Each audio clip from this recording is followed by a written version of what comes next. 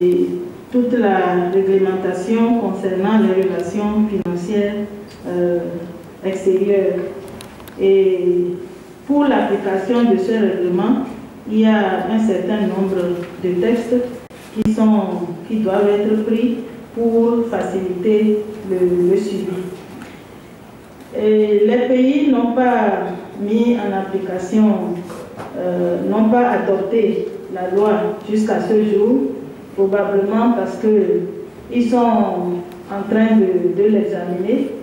Et si je prends le cas du Togo, je crois que cette loi avait été déjà soumise à l'Assemblée précédente, et c'est seulement notre Assemblée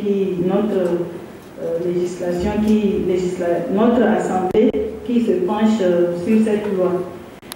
Et le fait que les pays n'aient pas adopté ne pose pas le problème de fiabilité. Je pense que les États sont en train de se préparer pour le faire. Il faut aussi noter que la mise en place, l'internalisation de cette loi va certainement entraîner une mise en conformité ou en cohérence par rapport à d'autres textes qui existent au niveau des pays.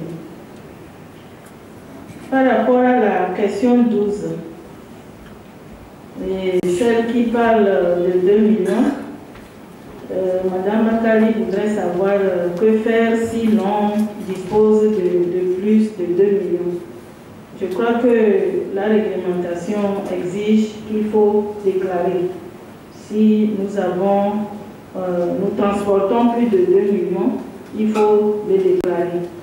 Et puis aujourd'hui, il y a beaucoup plus de facilité quand on va en mission.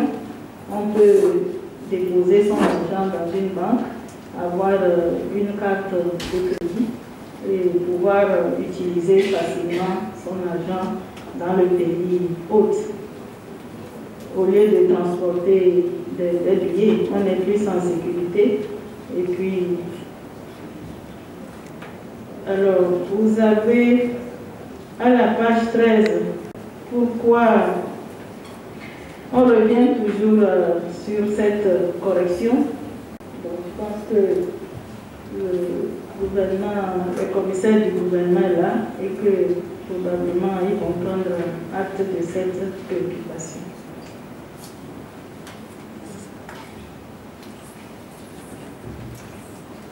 En ce qui concerne la première préoccupation du député Kampati, elle est relative au bureau de change. Et il voudrait savoir pourquoi au Togo on préfère le noir à l'officiel.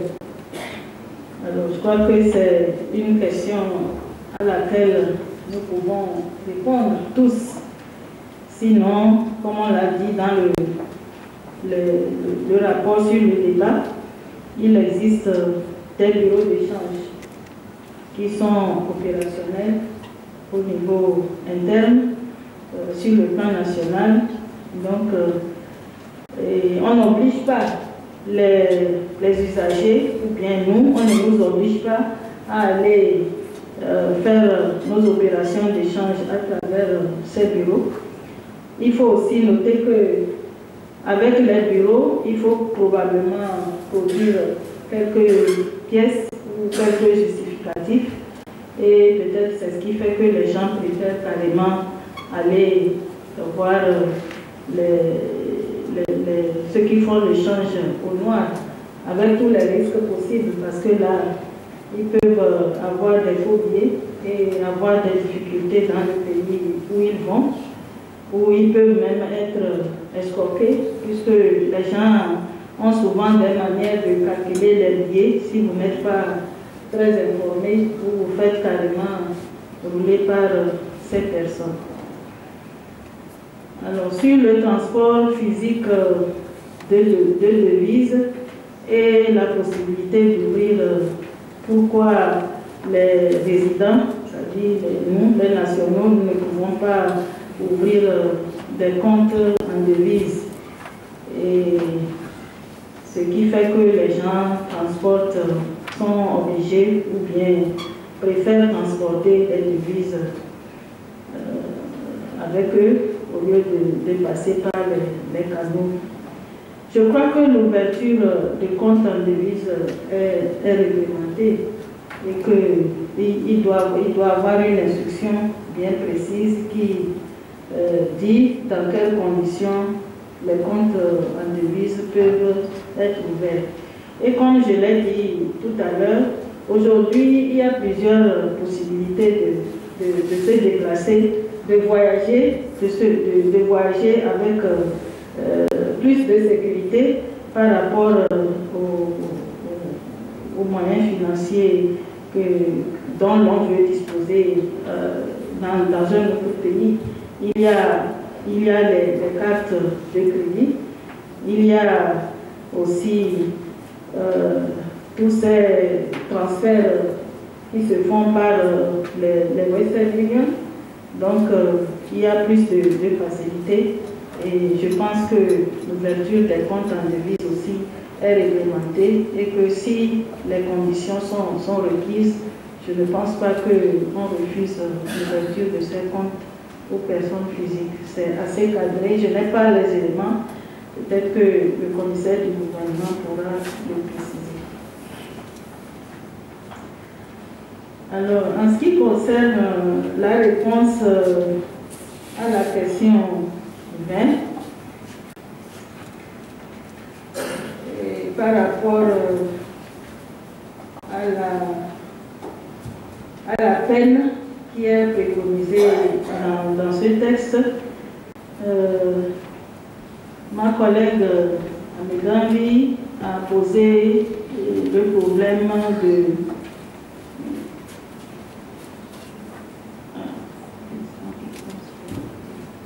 oui, elle pense que la réponse qui est donnée ici n'est pas assez appropriée et que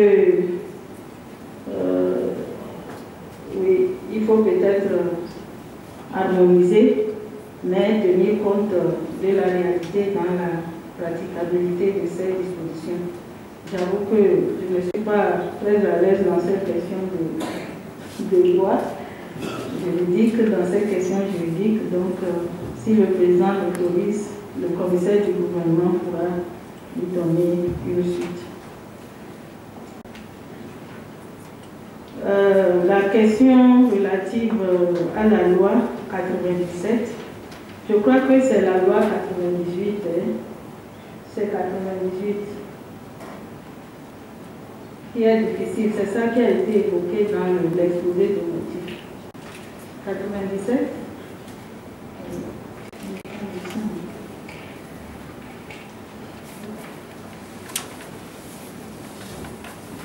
Alors, par rapport à cette question également, je n'ai pas d'éléments au risque de ne pas bien répondre.